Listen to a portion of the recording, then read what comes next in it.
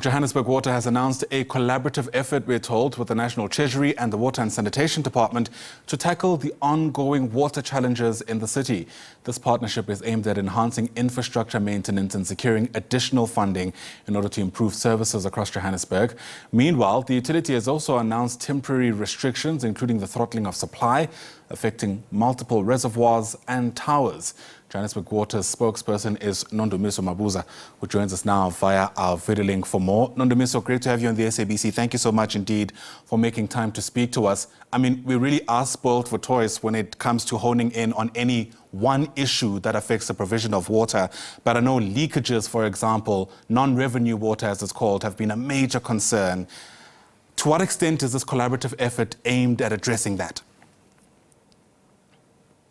Good morning, Ayanda, and good morning to the viewers, and thank you for the time and opportunity. The intervention from Treasury is going to address a number of challenges, including the non-revenue water. They'll also assist us with infrastructure, maintenance infrastructure, rehabilitation, as well as our infrastructure growth.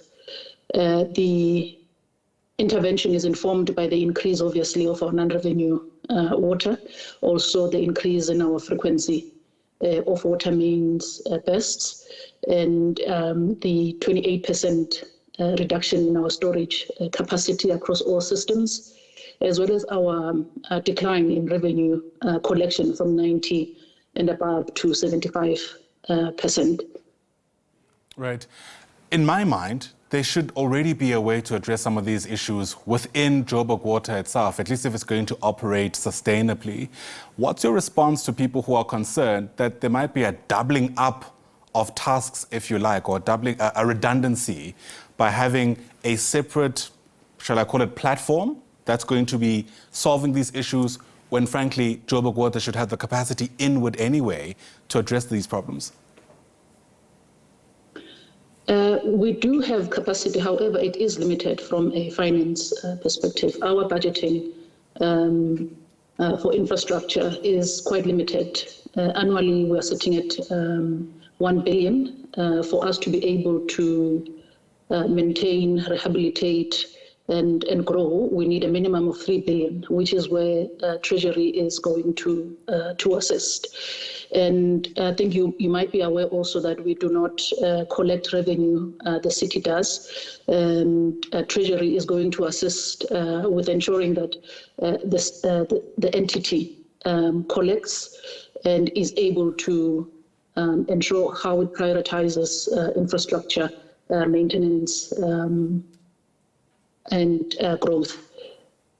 And the other element that you spoke to is with the National Water and Sanitation Department, and their intervention has assisted in ensuring that there is a collaborative partnership between business, the bulk supplier, civil society, and all the metros in Gauteng through the platform for a water secure Gauteng partnership.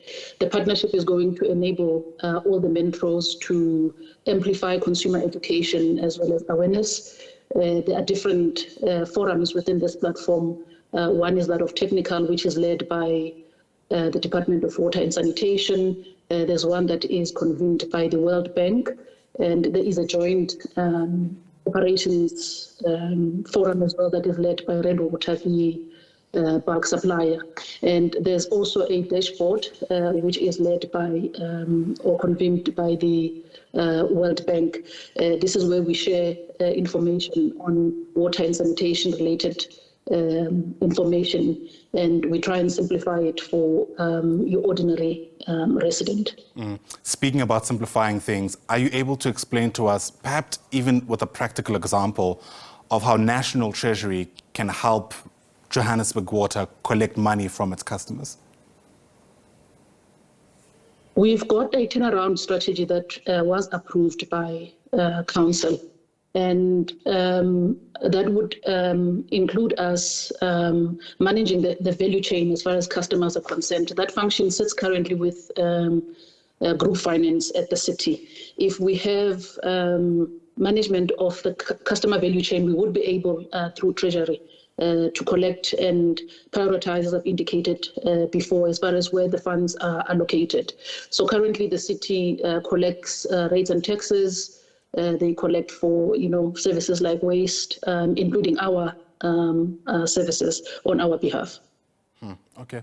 And, a big part of getting this right is, trying to change attitudes towards water. I found, even in the reporting we do, in many instances, people just don't buy the fact that, for example, there's a serious water issue as long as there's water coming out of their taps. So in order to get this right, the sense I'm getting is that there's going to be a lot of work to try and change just how we have a relationship with water in the city. How high up is your priorities through this platform to get that right? Indeed. As early as February, we'll be going on a consumer education campaign. I think instinctively residents do not trust that we do not have adequate water. With the rains even now, there is that perception that we don't have, or rather we do have adequate supply.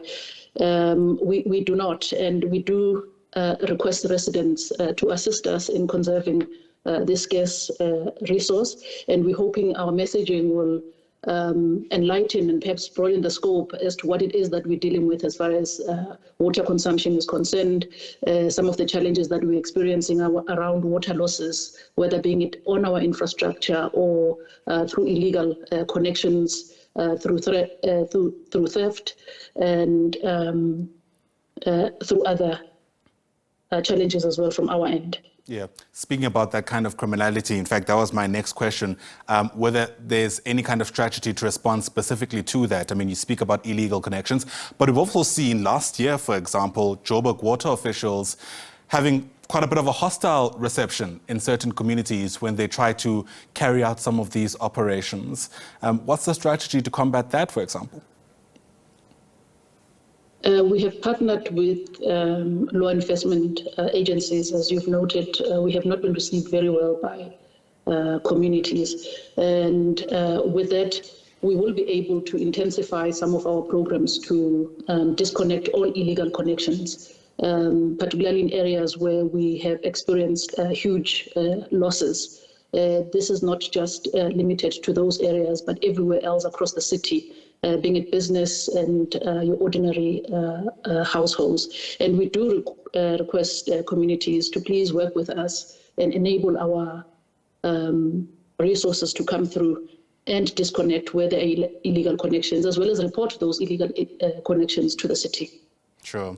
There's a lot of money involved in this collaboration, billions to be more specific, and I'm sure you have an interest in ensuring that there's value for that money, and a good way to measure that is by having firm timelines for these projects to be completed. What are those looking like? Treasury is going to be injecting resources periodically through tranches, and it will be performance-based from our end, whilst the collaboration with the World Bank and National Water and Sanitation is managed through the World Bank. So there are performance indicators that are in place to ensure that we not only deliver, but we see the results at the end of the program. Out of interest, I mean, there are people who are skeptical among us that, whenever we take money from institutions like the World Bank, it usually comes at some kind of cost. Sometimes it's the interest rate or other things. Do we need to be worried about any of that? The World Bank itself is not funding this program. Okay. The funds are sourced from the various members. You've got all the three metros in the city, or rather in the province. As well as the bulk supplier. So we are not going to be tampering with funding directly from the World Bank. And if there is any funding that will be coming through the Land Bank, they will be directing those resources directly to campaigns instead of pushing it through to municipalities.